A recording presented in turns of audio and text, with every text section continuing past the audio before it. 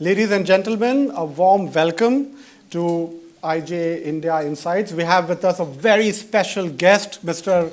Rahul Gandhi, of course, Member of Parliament, a key leader of the Indian National Congress, and also someone who started this historic Bharat Joro Yatra, which entailed traveling thousands of kilometers across India. And now, a fellow at Cambridge University, of course, and we gather that's where he was over the last few days, doing all things academic. But before we get on with the talks, just a few words about the Indian Journalist Association. We were established in May 1947, well, a year which no Indian can really forget. Yes, we were born right here in London, and that is the year when India became free from the colonial rule. V.K. Krishna Menon was our founding father, someone who was a freedom fighter, a diplomat, also a Congress leader. And since then, our member-led association has become a sort of umbrella body for foreign correspondents who write and report for the media in India. Over the decades, IJA has hosted individuals from across the political spectrum, from Jawaharlal Nehru to Atal Bihari Vajpayee, Arun Jaitley, Nitin Gadkari, and from Harold Macmillan to Margaret Thatcher, Boris Johnson, and Rishi Sunak. So we are very pleased that Mr. Gandhi has agreed to give us some time. He is, of course, from the Indian National Congress, and I'm sure most of us here know that the Indian National Congress is the oldest political party in India, devotedly worked for the freedom struggle, laid the foundation for a free and modern India. For much of the 75 years since, the party has been in power, but I guess now the party and the leaders are discovering that even if they are not in power, they are still constantly under the media glare. And the latest breaking news seems to be Rahul Gandhi's trimmed new look. But no, that's not what we are going to discuss here. We don't want to know, Mr. Gandhi, what you wear, what you eat, or rather what you don't eat. And there's a reason for that. The success of any democracy depends not just on the ruling regime, but also the vibrancy of the opposition parties. And we will use this opportunity to have a wide-ranging and serious discussions from politics to public and from perception to performance. So without much ado, Mr. Gandhi, again, thank you very much. I'd like to begin from the... Well, thank you. Thank you for having me here. This is the second time I'm coming here, and the last time I came, I had quite an enjoyable experience. So I look forward to the same again. Thank you. We hope to continue to invite you. I'd like to begin, Mr. Gandhi, from Bharat Joro Yatra. That seems to be a leaf taken out from Mahatma Gandhi's book, and it reminded so many of us about the several journeys that Gandhiji took during the British Raj. And of course, his yatra was a Bharat Chhoro mission to drive the British away, to end the British Raj, in which we, of course, eventually succeeded. What is it that Rahul Gandhi seeks to achieve with this Bharat Joro Yatra? Well, the idea of a yatra, of course, Gandhiji's is the most remembered and most effective yatra in recent memory. But the idea of a yatra is a much older idea in India. And it's been almost in the DNA of our country. This idea of walking across the country and doing so, suffering a little bit of pain, and doing it over a long distance of time. If you read about even people like Guru Nanak Ji, even Buddha, Mahavir, large numbers of really great Indian people have walked across the country. And the idea is discovering the country, listening to the voice of the country, but also understanding yourself, introspecting,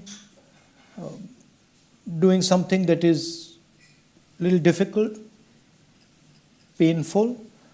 So it's part of it, and it's embedded in our historical tradition. BJP also had a Yatra, if you recall. That was a Rath Yatra. And there's a philosophical difference between these two yatras. And it sort of hits at the ideological difference between us and the BJP, at the contest of ideas that are taking place. Mm-hmm. If you remember, the Rath Yatra had a Rath in the middle. It was followed by lots of other cars. But there was a central Rath in the middle of the Yatra. Rath, of course, is a symbol of a king. And that was completely missing in our Yatra, right? Our Yatra was a mobilization of people, but a equal mobilization of people. So there was no Rath, there was no talking down to people. It was an embracing of people, and it was both an expression of the Indian people's voice and the Congress party and the people who were walking listening to that voice. And the reason it became necessary is because the structures of our democracy are under brutal attack. The media, the institutional frameworks, judiciary, parliament, these are all under attack. And we were finding it very difficult to put the voice, our own voice, and also the voice of the people through the normal channels.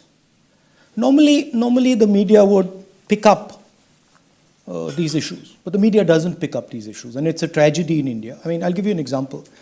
The three things that I heard, and universally from young people across the board: unemployment, price rise, concentration of wealth, violence against women. None of these are in the media, right? So this is why we were required to do it.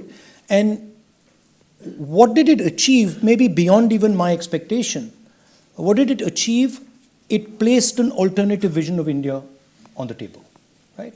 A decentralized vision, a non-violent, peaceful, affectionate vision, a vision where everybody is carried together.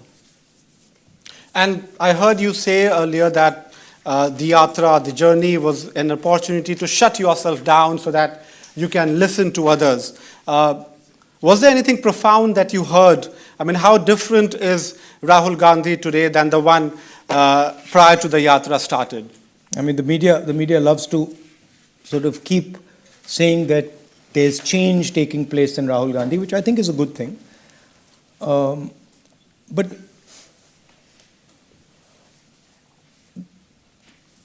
this is part of a journey, right? And every individual has an evolution based on what they do, right? The yatra almost required silence, right? It required, I was saying in the lecture in Cambridge, at the starting point, I began by saying, by giving my perspective to people. So when a farmer would come to me or somebody would come to me, I'd give my perspective and say, this is what I think. But soon I realized that there were too many people. And, it was no use me giving my perspective. Because there were thousands and thousands of people coming. So I said, look, much more sensible is to just keep quiet.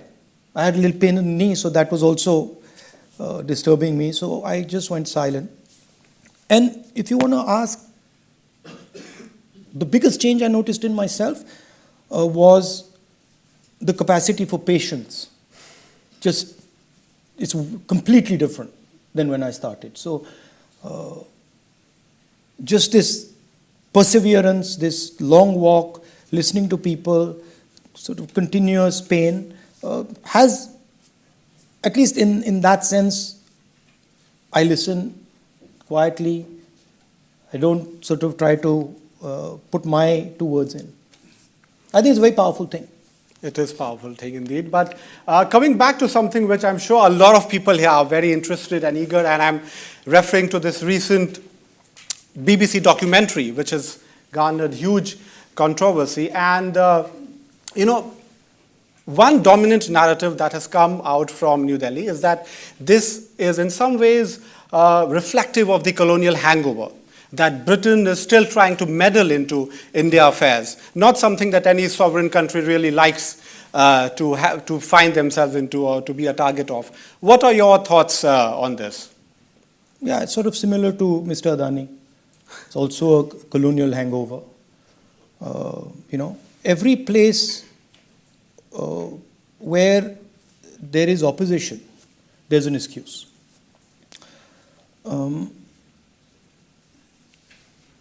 You asked why we did the Yatra, what was the idea behind the Yatra? The idea behind the Yatra was an expression of voice, right?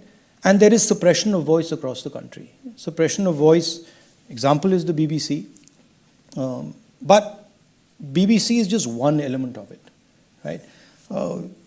You found out, well, the BBC has found out about it now, but it's been going on in India for the last 9 years, right? Non-stop. Everybody knows that. Journalists are intimidated, they're attacked, they're threatened, and the journalists who toe the line of the government are rewarded. Right? So it's a part of a pattern, and I wouldn't expect anything different. But if the BBC stops writing against the government, everything will go back to normal. All the cases will disappear. Everything will go back to normal. Right? So this is the new idea of India. The BJP wants India to be silent, right? And they want it to be quiet.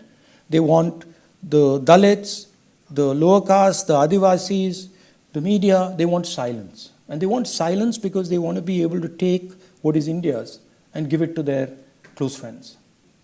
So that's basically the idea, right? Distract the population and then hand over India's wealth to 3, 4, 5 people. I mean, we've seen this before also. But that's not something that has just come out in the last 9 years. It's not something which is new. There is a historicity to anything. So no, what is in a sense new? Can we say that it's something which has just started? No, what is something that silencing the media? Absolutely. I mean, it has never ever been done at the scale that it's being done. There were periods when there were aberrations, but this is full-scale attack on the institutional structure. This has never been seen in modern India before. It's completely different. I mean, politics is also a lot about perception, but people also expect performance in a sense that there has to be some tangible changes as well. Looking forward in 2024, what do you think will be more important? Perception or performance or both? And how does Congress... I think things are not black and white, perception or performance. Are you asking about how the election is going to play out? There's a lot of anger against the BJP. In the Bharat Joro Yatra, there's an undercurrent of anger. You don't hear about it in the media. It's almost, that was one of the most shocking things to me, which was that the narrative that is being peddled in the national media is just absolutely wrong. It's a lie, right? So throughout the walk, what I heard, unemployment, concentration of wealth, meaning Mr. Adani, joblessness, small and medium businesses being destroyed by ideas like demonetization and a flawed GST, massive amount of money going to large businesses, nothing going to small and medium. This is what I was hearing, right? And then we sort of have this simplification that, is it going to be performance or what is the other word? Perception. Or perception. Look, there's an undercurrent, there's a media blanket. So the election is going to be fought on these issues. the 3 or 4 main issues that are there on the ground. And I think what is also central to it is how the opposition is able to fight together.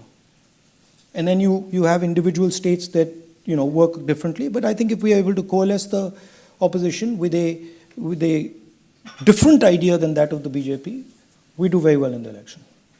But it seems that, the political ascendancy of the BJP, or rather, the position that they have reached as a single largest party, that doesn't seem to be a factor in uniting the opposition parties. There are regional differences, there are leaders of all hues and cries. They don't necessarily sit together.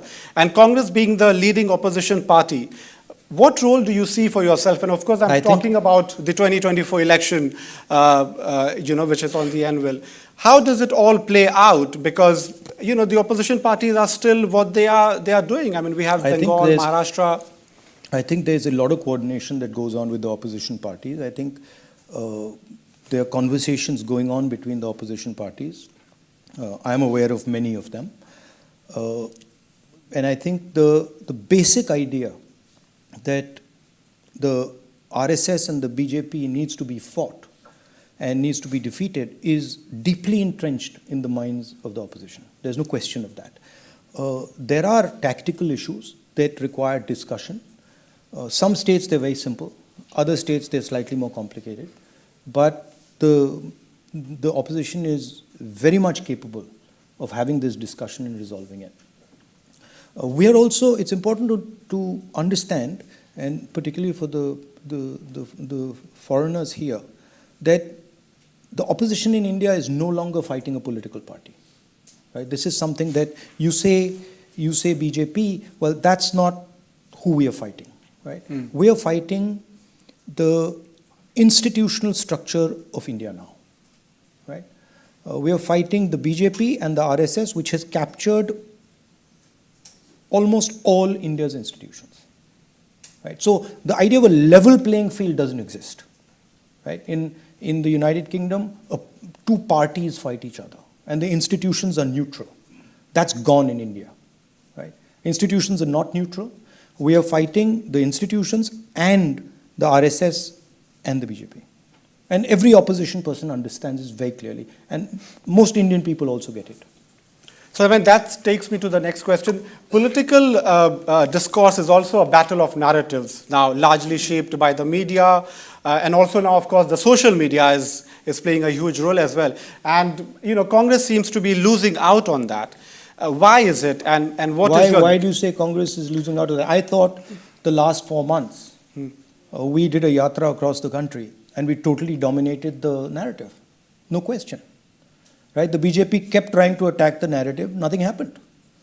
And it's a transformational thing that happened. I saw it with my own eyes. So this concept that you have that the Congress is not effective in social media, absolutely not. For the last 4 months, 4.5 months, there was total domination. So that Bharat Joro Yatra the national press was forced to do it. Forced to do it. Right? You started off by saying, oh, this is going to be a failure. Right? In Tamil Nadu, you said, oh, the South Indian states are reacting very positively. Then we went to Kerala and said, no, it's Kerala. Then we went to Karnataka. Then you said, no, first BJP state, you see it won't work. Well, Karnataka, it was even bigger than Kerala. Then you said, no, now it's not going to work in Maharashtra. Bigger success in Maharashtra. Then you said, no, northern belt is not going to work. Rajasthan, Madhya Pradesh, UP, everywhere it worked, right? And if you look at the newspapers carefully, you'll notice that the Bharat Joro Yatra was everywhere, right? Even though the BJP keeps trying to distract and stuff like that.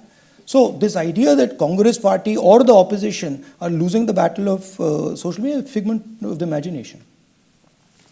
That's good to hear. Yeah. So Bharat Joro Yatra has made Bharat that difference. Bharat Joro Yatra is an idea, right? And it's a model. And it's a model that the basic design of which is acceptable to all non-BJP parties. Right? What is Bharat Joro Yatra saying? Carry everybody, fight social injustice, listen to everybody's voice, don't use violence, right? Let the institutions of the country be the institutions of the country and not the institutions of an organization, of a fascist organization. That's what the Bharat Joro Yatra is saying. It's acceptable to every single opposition party. It's as an idea. Get it. There's also this constant talk about, Rahul Gandhi going to foreign soil and defaming India. That seems to be a very constant narrative, and when you, especially when you visit countries, and this one has been no same. I mean, your Cambridge lecture has been cited as an example of. There's nothing defaming India in my Cambridge lecture. Last I recall, the Prime Minister going abroad and announcing that there's been nothing done in 60 years of independence, 70 years of independence. I remember him saying that, there's a lost decade of 10 years, there's unlimited corruption in India. I remember him saying them abroad. These were not things he said in India, these were things he said abroad, right? So, I have never defamed my country. I'm not interested in it. I will never do it. Of course, the BJP like to twist what I say. That's fine, and the media likes to sort of play it up. I mean, it gives you TRPs and all. But the fact of the matter is, the person who defames India when he goes abroad is the Prime Minister of India. Okay, that's a. You haven't heard his speech where he said yes. Where he said nothing happened in 70 years, right? Insulting every single Indian, insulting every single Indian's parents, grandparents. Well, that's what I said. Independence didn't happen in the independence is washed away. Yeah. Right. So if that's not an insult, what's an insult, right? Or saying that there was a lost decade, nothing happened in India for the last 10 years. So what about all these people who worked in India, who built India in those 10 years? Is he not insulting them? He's doing it in foreign soil. No, that's what I said. That's what the narrative that gets built up. And of course it does, because there's money behind the narrative. There's Mr. Adani behind the narrative. There's billions of dollars behind the narrative, right? And there's a transfer taking place. The narrative is built up, and then India's wealth is given to Mr. Adani. So that's the exchange. It's a transfer. We don't accept that transfer. We don't do it. Hence, no narrative. Some very strong words, of course, from Mr. Gandhi. But just moving ahead, the free trade agreement discussions is on, and these are wide-ranging discussions, of course, very intense, and they cover huge lots of area. From capitalism to climate change and everything in between. How do you see FTA, deciding the relationship between both the countries, because it's going to impact the contours? I haven't seen the fine print, and I don't know the details of the agreement. Once I see the fine print and the details, then I can comment on it. So, but I think as long as the details are okay, I'm not against it. And because you are in London, I have to ask you about the rise of South Asian origin or Indian origin politicians here in the United Kingdom. What does that tell you? Is that something that you would like to comment upon? That's a good thing. I think that's a good thing that Indian people are doing well abroad, not just in politics, in many different spaces. So it's a good thing. Okay. Yeah. Thank you very much for taking all those questions. I would now like to open up the floor. But before we begin, can I say that we'll prefer media questions, please, and keep it very brief, to the point. That way you will be more effective. And if we have time, we'll come back to it. So just how much time are we? How much we have? I think 10 minutes. 10 minutes. Yeah. Yes, Mr. Amit Roy. Yes, Mr. Gandhi. Also, please identify yourself, your affiliation. From Telegraph, India Telegraph. India Telegraph, or yeah.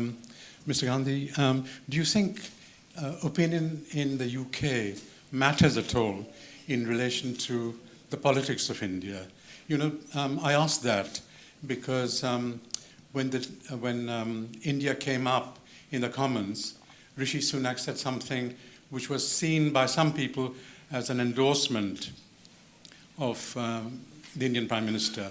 I mean, it was carefully worded, but what would you like British politicians to say about India? Do you think that they have a role, and does it really matter? I mean, look, what British politicians say about India is the problem of British politicians. I'm nobody to advise knowledgeable people on what they should say about India. In the politics of India, day-to-day politics of India, what is being said in the United Kingdom about India doesn't really have a big impact. But in a globalized world, what people say anywhere, England, America, wherever, it has a little bit of an effect. But does it make people change their political decisions? I don't think so. Sanjay? Sanjay Suri from CNN News 18 TV. Mr. Gandhi, are you quite satisfied with the position that India has taken over the Ukraine war, or the position not taken, which of course is in itself a position? There are some concerns that were India to face an invasion or an attempt at an invasion, which is not a hypothetical fear from China and Pakistan, India could cry foul and have a lot of the world not listen. Well, I mean, as far as the Indian foreign policy is concerned, I support the Indian foreign policy, and I'm okay with the Indian foreign policy. I don't have a huge disagreement with it. With regards to an invasion, we've already been invaded. I mean, we've got 2,000 square kilometers of our territory that is in the hands of the PLA. So, and the Prime Minister himself has stated that nobody has entered India, not a single inch of land has been taken, and this has destroyed our negotiation position, right? Because our negotiators are being asked, what's the fuss about? Your Prime Minister says that no land has been taken. So that's one aspect of it. The other aspect of it, which I keep saying, is India needs to be very, very careful with what the Chinese are doing at the border. The Chinese are acting in a hostile manner, in an aggressive manner, and we need to be very, very careful. And I've been stating that again and again. I don't think the penny has dropped in the government.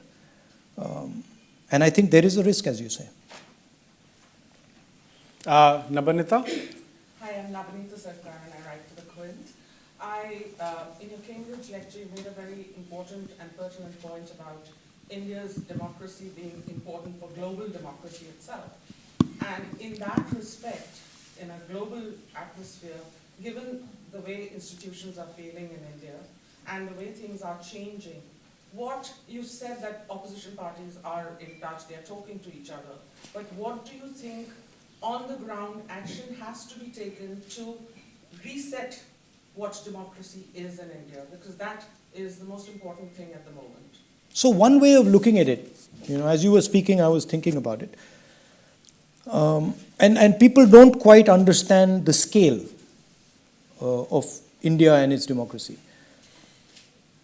So how would you react if democracy suddenly disappeared in Europe? Right? You'd be shocked and you'd be like, oh my God, that's a massive blow to democracy. Well, how would you react if something, a structure 3.5 times Europe suddenly went non-democratic? Right? That's happened already. That's not something that is going to happen in the future. That's already happened. But there's no reaction. And if we're talking about Europe, that's the thing that shocks me. There's no reaction, right?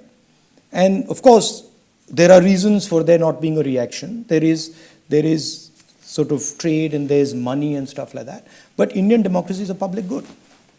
And if you're looking at the democratic structure, it is the single most important public good. It's the largest. It's 3 or 4 times the size of the United States in terms of numbers.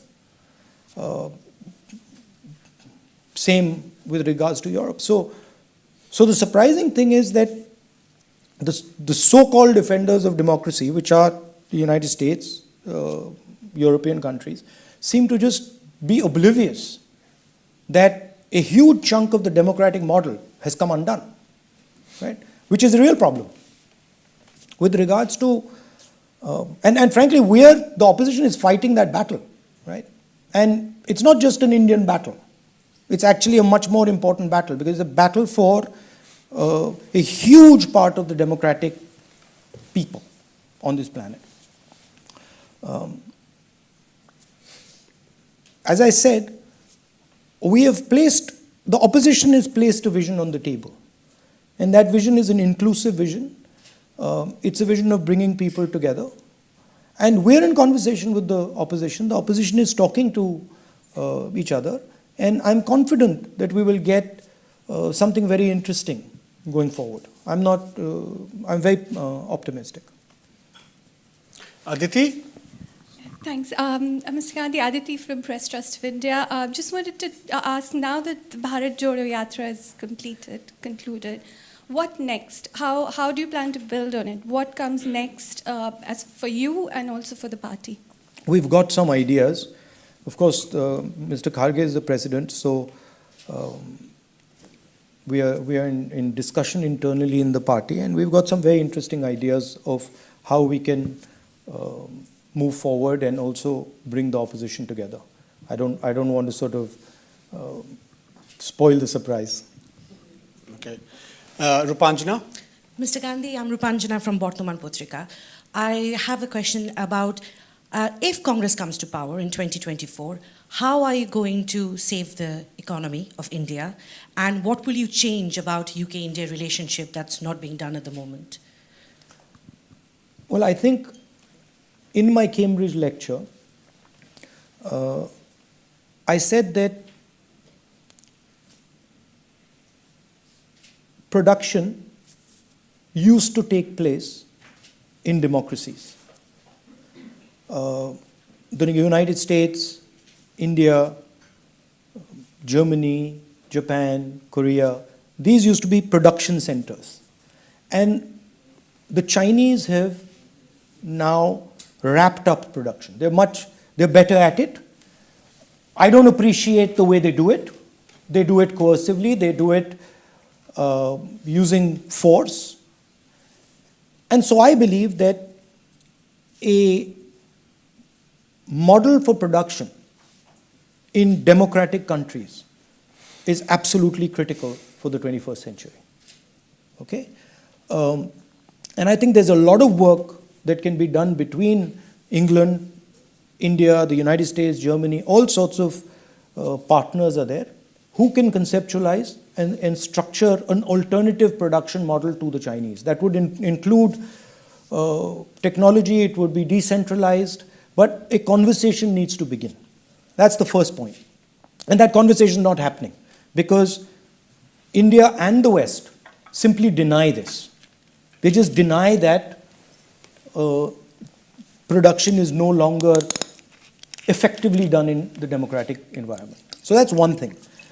In India, there is, as I've said 2 or 3 times, there's massive concentration of wealth.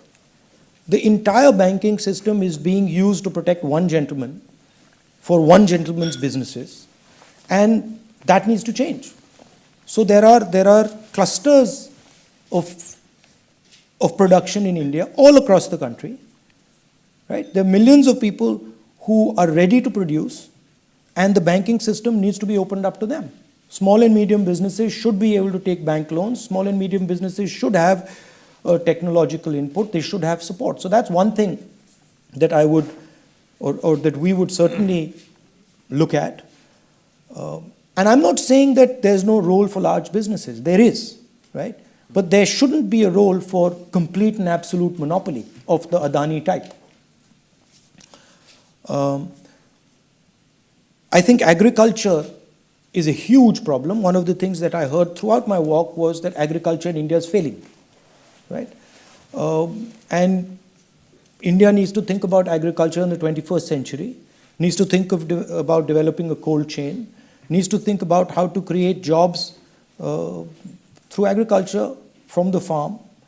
So those would be 2 things. And I think, again in the Bharat Joro Yatra, it's very obvious that the Indian education system is not providing what it should to our youngsters. And there's huge opportunity there in changing the imagination of the education system, in moving it from being a memory-based, rote education system to one where actually children's imagination is embedded in it. So I think there's a lot of positive things that can be done. But you need to begin. Lavina? Yeah. Hi, Lavina Tandon from India Today and Ashtak. Congratulations for doing such a long yatra, I have to say. First, you said the BBC documentary, if they had spoken for, then they would be fine. Are you saying Sorry? about the BBC documentary, are you saying that the Supreme Court judgment against Prime Minister Modi was actually wrong, and are you raising a question mark to it? Number two, just listen. I cannot. Yeah, just listen. And number two, what has your silence, you said you went silent and that was very good, has taught you or given you a model to deal with the three problems that of unemployment and concentration of wealth? Have you come up with something which is like a model which you could, alternate model that you could present? And also, would you be the next Prime Minister candidate in the elections? Would you take over once again? Well, the point I was making about the BBC was that anybody who supports the Prime Minister blindly is supported. And anybody who raises questions on the Prime Minister, on the government, is attacked. And that's what happened with the BBC. On the idea, you saying, has silence helped you think about solving these three problems? That's not how these problems are solved, right? In large systems, in large countries, problems are solved by working with people. And this idea that one person solves all these problems is not, let's say, it's not very profound. It's superficial. These problems require conversations, and they require conversations with stakeholders. If you're talking about small and medium businesses, they require large-scale conversations. They require responsive government, a government that listens. So that I don't agree with your idea that there is this top-down, one-man, Narendra Modi style thing, that he's got a magic wand and he runs around and fixes things. And you can see that the results of that type of an exercise. What is your third point? Will you be the next Prime Minister candidate? That's not even up for discussion.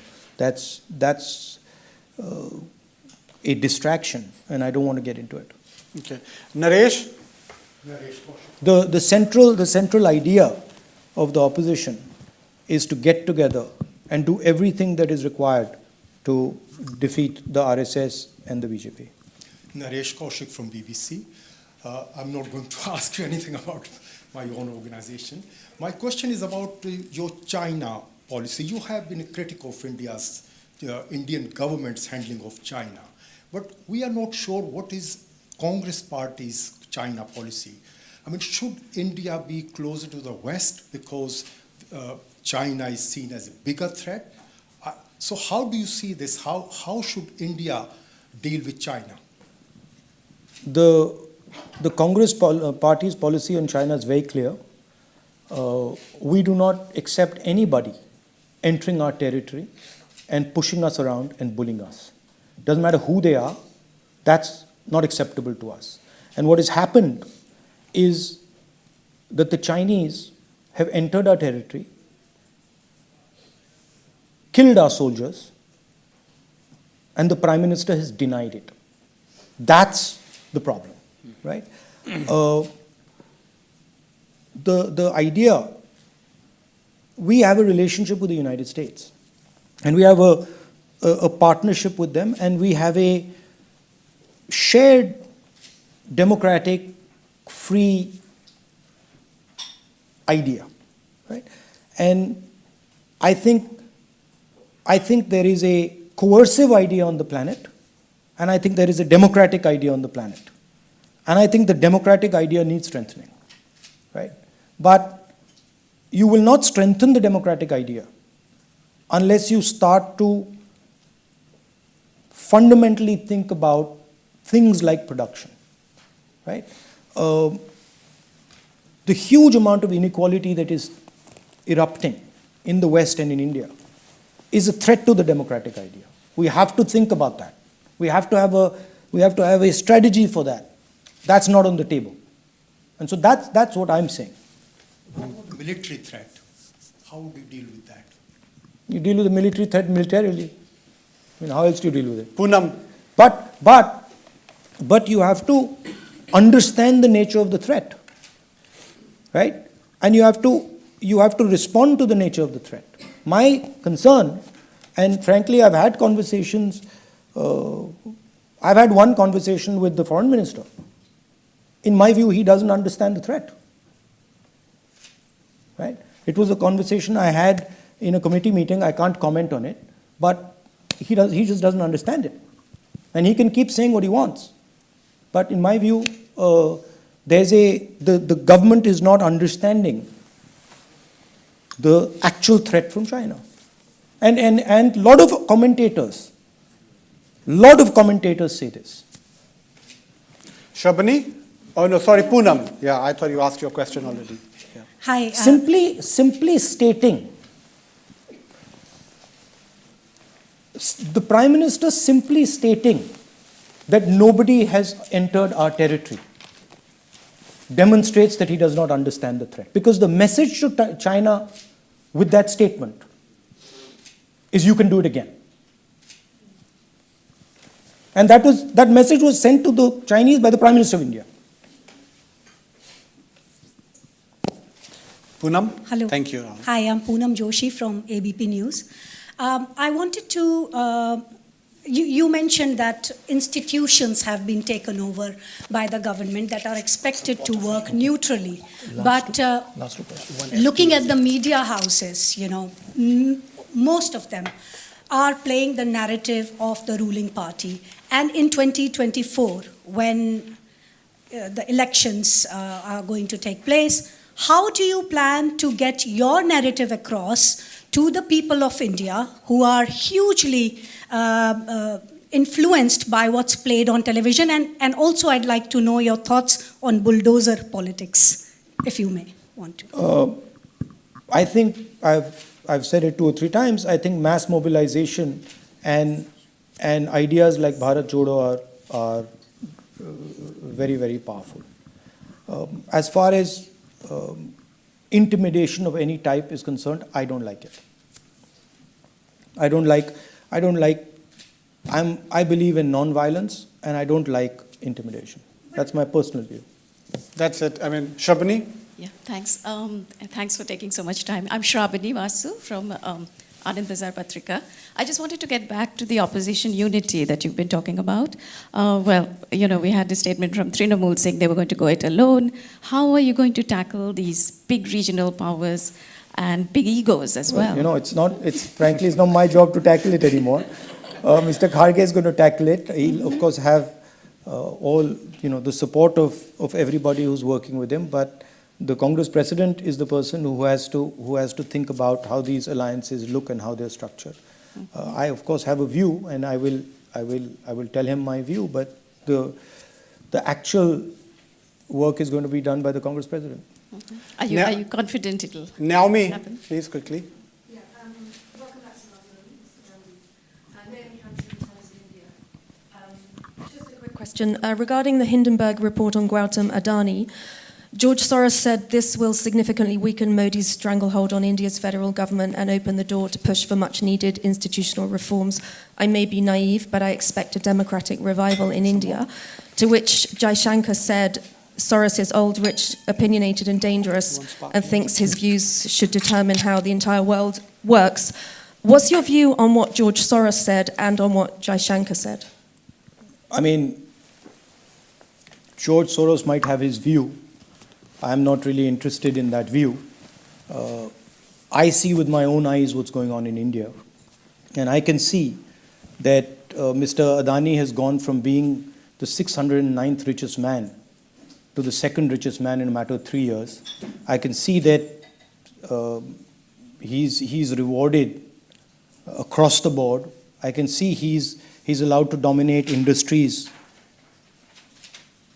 in every industry in the country. And that, we don't need Mr. George Soros to tell us that. We can clearly see it's happening.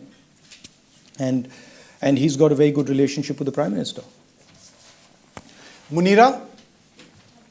Hi, I'm Munira from the Financial Times. Recently, around 5 million tons of lithium was found in Jammu and Kashmir.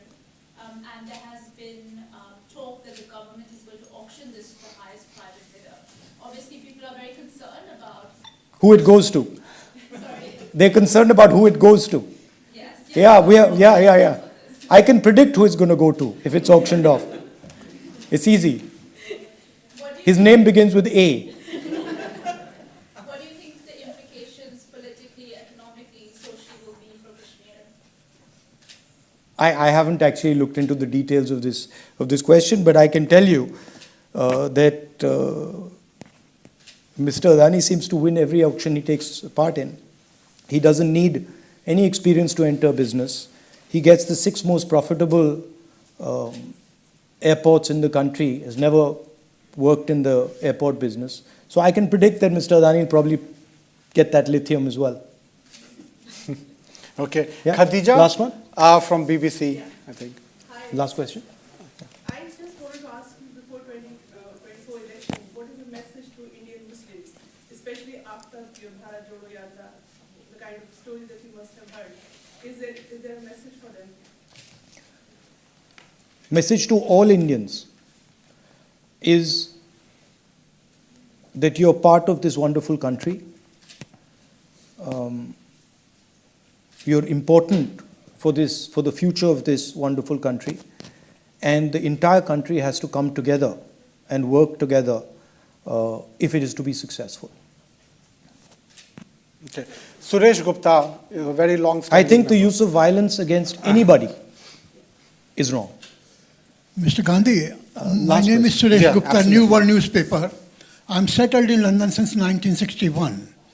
And I knew your grandmother, Mrs. Indira Gandhi, through Bal Sahyog in India. Okay. Because I was working from 58 to 61 for All India Radio.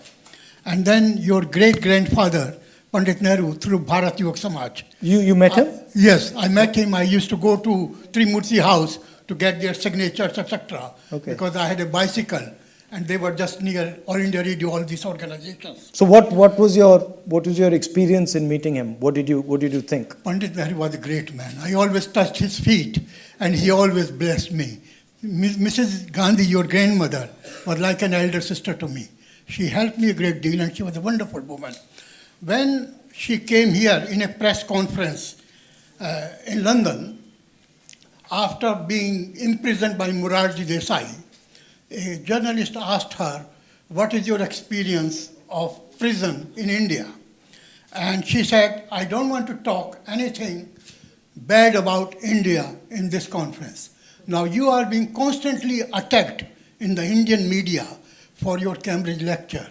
I hope that you will take some lesson from what Mrs. Indira Gandhi said, because I am your well-wisher, and I like to see you become Prime Minister of What's India your one day. question? There is no question. So my question What's your is... question? Yeah, my There is no question question. is... Please ask your question, otherwise...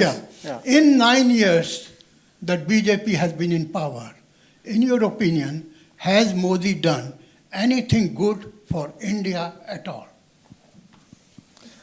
Look, I answered this question a few days ago.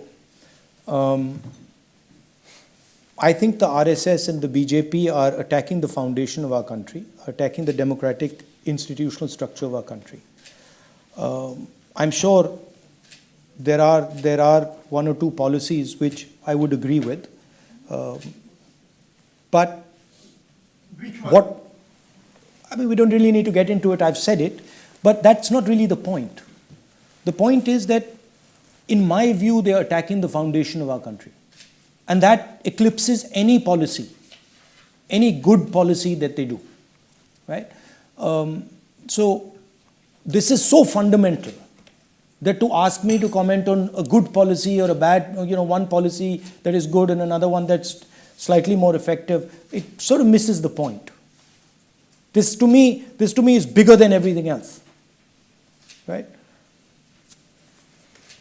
Okay, I think... And by the way, just to touch the first part of your question, have you actually seen my Cambridge lecture?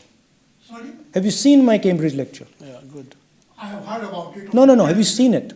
No. Okay. Thank you. Thank you. You're not Well, allowed?